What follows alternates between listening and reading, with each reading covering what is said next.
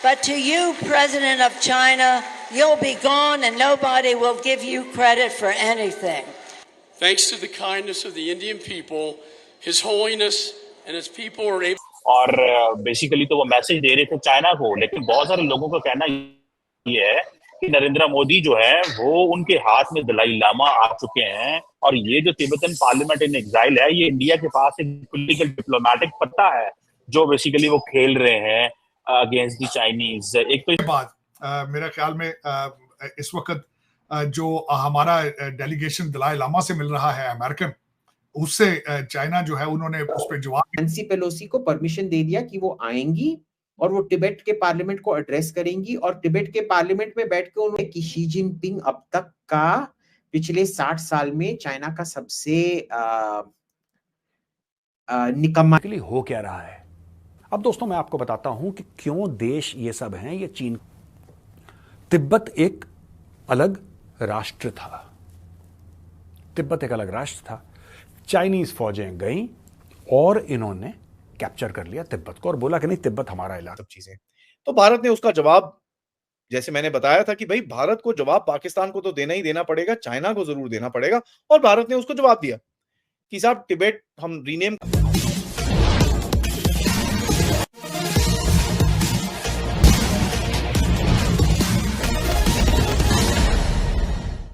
भारत ने पाक ऑक्युपाइड कश्मीर यानी पीओके के साथ ही तिब्बत को भी अपने में फिर से शामिल करने का फैसला कर लिया है। आप लोगों को पता ही होगा कि पीओके अभी हमारे एक दुश्मन पाकिस्तान के अवैध कब्जे में है और तिब्बत हमारे दूसरे दुश्मन चीन के अवैध कब्जे में है। आगे की चर्चा सुनते हैं। कांग्रेस का डेलीगेशन इंडिया गया हुआ था साहब, उनकी प्राइम मिनिस्टर मोदी से भी मुलाकात हुई है, डॉक्टर जयशंकर से भी मुलाकात हुई, और सबसे बढ़ के ये है कि धर्मशाला में दलाई लामा से भी मुलाकात हुई है और उन्होंने तिब्बतन पार्लियामेंट इन एग्जाइल में खिताब भी किए हैं। बहुत बड़ा एक पॉलिटिकल ड्रामा था साहब क्रिएट हुआ है, और बेसिकली तो वो मैसेज दे रहे थे चाइना को, लेकिन बहुत सारे लोगों का कहना ये है कि नरेंद्र मोदी जो है वो उनके हाथ में दलाई लामा आ चुके हैं, और ये जो तिब्बतन पार्लियामेंट इन एग्जाइल है, ये इंडिया के पास एक पॉलिटिकल डिप्लोमेटिक पत्ता है जो बेसिकली वो खेल रहे हैं अगेंस्ट द चाइनीज। बाद मेरा ख्याल में इस वक्त जो हमारा डेलीगेशन दलाई लामा से मिल रहा है अमेरिकन, उससे चाइना जो है उन्होंने उस पर जवाब। चाइना भारत के साथ ट्रेड करने से आपके अवाम के हालात ठीक होंगे। रूलिंग एलीट की दुबई की प्रॉपर्टियां आपके ट्रेड के साथ नहीं आएंगी, वो सिर्फ चाइनीज किकबैक के साथ आएंगी, और आपकी रूलिंग एलीट सिर्फ चाइनीज किकबैक में इंटरेस्टेड है। वो ट्रेड में और पाकिस्तान की बढ़ती हुई इन्फ्लेशन में दे आर नॉट इंटरेस्टेड। मैं जो समझता हूं कि भारत के साथ ट्रेड करना, खोलना आपका नेशनल इंटरेस्ट है, लेकिन आपकी रूलिंग एलीट नेशनल इंटरेस्ट में कौन से फैसले करती है? None, zero. मैं बता रहा हूं, आप चाइनीज बोली का इंतजार कर रहे हैं, किसी किकबैक अच्छा प्लान आ गया वहां से, कोई रेलवे का प्रोजेक्ट, कोई दूसरा तीसरा अच्छा प्रोजेक्ट आ गया जिसमें किकबैक दुबई में, लंदन में अच्छी मिलती हो, आप कर लेंगे। पिछले दौर में भी इस तरह होता रहा, मेरे पास शवाहिद इस चीजों कई मौजूद है। मैंने कई बिल्डिंगें खुद अपनी आंखों से देखी हैं जो चाइनीज किकबैक के साथ दुबई में खरीदी, चाइनीज किकबैक के साथ।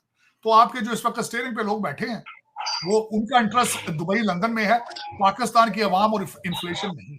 नैंसी पेलोसी को परमिशन दे दिया कि वो आएंगी और वो तिब्बत के पार्लियामेंट को एड्रेस करेंगी, और तिब्बत के पार्लियामेंट में बैठ के उन्होंने क्या सब गाली नहीं दिया शी जिनपिंग को। बहुत अच्छे शुद्ध अंग्रेजी में उन्होंने शी जिनपिंग का बहुत लिया, और ये बहुत अच्छी बात है। और उसके बाद आके उन्होंने प्रधानमंत्री से मिला, और देखिए जब हम प्रधानमंत्री ने ताइवान के प्रधानमंत्री को ताइवान के राष्ट्रपति को एक्नॉलेज किया था, तब चीन का एम्बेसी 3 दिन के लिए लगातार ट्वीट करता रहा, वो इतना गुस्सा हो गया था।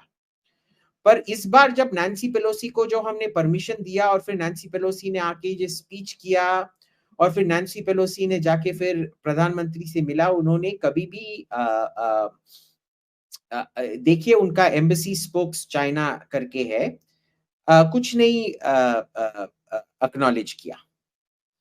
सो we are basically sending them a message. जब तिब्बत एक अलग राष्ट्र था, तिब्बत एक अलग राष्ट्र था, चाइनीज फौजें गईं और इन्होंने कैप्चर कर लिया तिब्बत को और बोला कि नहीं, तिब्बत हमारा इलाका है।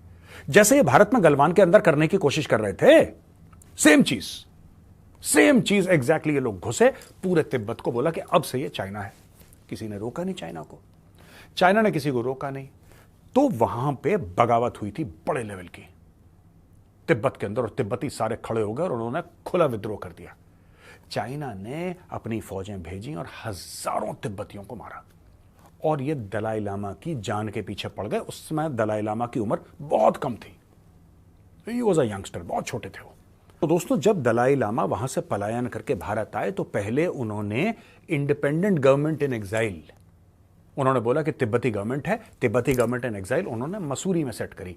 धर्मशाला बाद में गए, वो साल भर पहले मसूरी में रहे, फिर मसूरी से सारे के सारे लोग अपना पूरा सामान लेके पहुंच गए धर्मशाला, और तब से धर्मशाला में सब चीजें। तो भारत ने उसका जवाब, जैसे मैंने बताया था कि भाई भारत को जवाब पाकिस्तान को तो देना ही देना पड़ेगा, चाइना को जरूर देना पड़ेगा, और भारत ने उसको जवाब दिया कि साहब टिबेट हम रीनेम कर रहे हैं। उसके बाद ये न्यूज आई कि भाई नैन्सी पेलोसी की पूरी एक डेलीगेशन आ रही है, फॉरेन अफेयर्स कमेटी, जो मक्कलम साहब हैं, उनके साथ सब लोग आके यहाँ पर दलाई लामा से धर्मशाला में मिलेंगे। सो पहले दिन ये लोग आए यहाँ पर, ये पार्लियामेंट में इन्होंने थोड़ी लेक्चरबाजी करी, उसके बाद अगले दिन दलाई लामा नहीं है to spare into Bharat front. ठीक है, अगर वो भारत के फ्रंट में स्पेयर करेगा तो उसका ताइवान का ड्रीम गया। अगर वो भारत के साथ कहीं जाता है या कुछ करता है तो उसका और भी ड्रीम्स, इधर उधर के जो ड्रीम्स हैं वो सारे डब्बे में जाएंगे, एंड चाइना अंडरस्टैंड्स दैट। दूसरा सवाल जो पूछा जाता है कि भाई भारत की स्ट्रेटेजिक ऑटोनॉमी का क्या हुआ? भाई कहां गई भारत की स्ट्रेटेजिक ऑटोनॉमी? कुछ तो गड़बड़ नहीं है यार, एवरीथिंग इज द सेम। अगर यूएस अपने मतलब के लिए चाइना पे प्रेशर डालना चाहता है और आपके थ्रू डालना चाहता है, उसमें प्रॉब्लम क्या है? एडवांटेज। पाक ऑक्युपाइड कश्मीर पर हमारी नीति शुरू से ही स्पष्ट रही है। 1947 के बाद से लेकर अब तक भारत ने पीओके और गिलगित बल्तिस्तान पर कभी भी अपना दावा नहीं छोड़ा है, और जब भी पाकिस्तान के साथ बातचीत हुई है भारत ने पीओके और गिलगित बल्तिस्तान की बात उठाई है। और पिछले दिनों तो अब यह कहा भी जाने लगा कि अब वह समय दूर नहीं कि पीओके को भारत चाहे वार्ता से या फिर बल से पाकिस्तान से वापस ले लेगा, और इसमें कोई शंका भी नहीं है, क्योंकि पाकिस्तान की अब न कोई हैसियत रही है, और साथ ही पीओके और गिलगित बल्तिस्तान के लोग भी पाकिस्तान के शासन से तंग आ चुके हैं, और वे भी भारत से मिलना चाहते हैं जब वे भारत के जम्मू कश्मीर के प्रगति को देखते हैं। जहाँ तक तिब्बत का सवाल है, हमारी नीति कोई स्पष्ट नहीं रही है। शुरुआत में हमने तिब्बत पर दावा किया, या यूँ कहिए कि तिब्बत भारत और चीन के बीच हमने यह मान लिया था कि एक बफर स्टेट के रूप में काम करेगा। हालांकि चीन उस पर अपनी दावेदारी ठोकता था, और उसका मानना था कि जो तिब्बत है वह लद्दाख और अरुणाचल प्रदेश तीनों मिलकर एक ही एरिया है। शुरुआती दिनों में जवाहरलाल नेहरू ने और फिर बाद में अटल बिहारी वाजपेयी दोनों ने एक तरह से यह मान लिया था कि तिब्बत चीन का ही भाग है, लेकिन भारत को यह लगता था कि चीन बाद में अरुणाचल प्रदेश और अक्साई चीन को भारत को दे देगा, लेकिन हुआ उल्टा। जवाहरलाल नेहरू ने 1959 में जब मान लिया, लेकिन 1962 में चीन ने आक्रमण करके और ज़्यादा इलाका अक्साई चीन का भारत से ले लिया।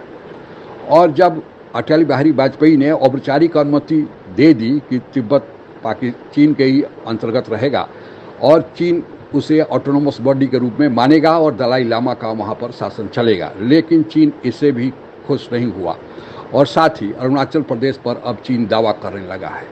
भारत ने सोचा कि अब जो पीओके पर नीति अपनाई जाती है वही तिब्बत पर अपनाई जानी चाहिए।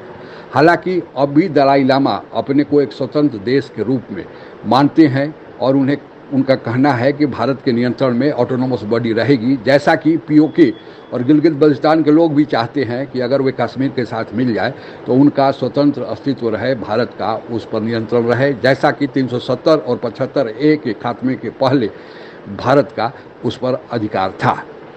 भारत सरकार ने चीन के साथ जो मोहरा तय किया है, जो उसमें अमेरिका भी खुलकर अब साथ दिया है, और अमेरिका ने एक कानून बना दिया कि ज़बरदस्ती तिब्बत को चीन अपने में शामिल नहीं कर सकता।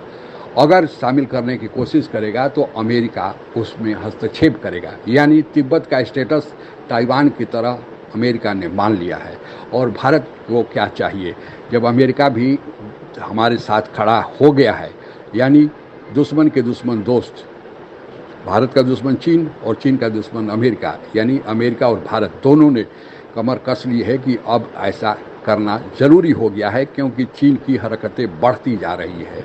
और यही कारण है कि अभी हाल में धर्मशाला में दलाई लामा से चीनी संसद के उप स्पीकर नैन्सी पेलोसी के साथ बहुत सारे कांग्रेसमैन दोनों पार्टियों के यहाँ पर आए और इन्होंने तिब्बती संसद का शुभारंभ भी किया और इसके बाद प्रधानमंत्री से दिल्ली जाकर मिले भी। इससे लगने लगा है कि पीओके और गिलगित बल्तिस्तान पर भारत ने अलगार कर दिया है और यह हमारे लिए बड़े निर्णय के क्षण है। आज के लिए बस इतना ही। जय हिंद। आप अगर हमसे जुड़ा रहना चाहते हैं तो कृपया मेरे चैनल को सब्सक्राइब करें तथा बेल आइकन भी दबा दें ताकि नई वीडियो की जानकारी तुरंत आप तक पहुंच जाए। धन्यवाद। जय हिंद।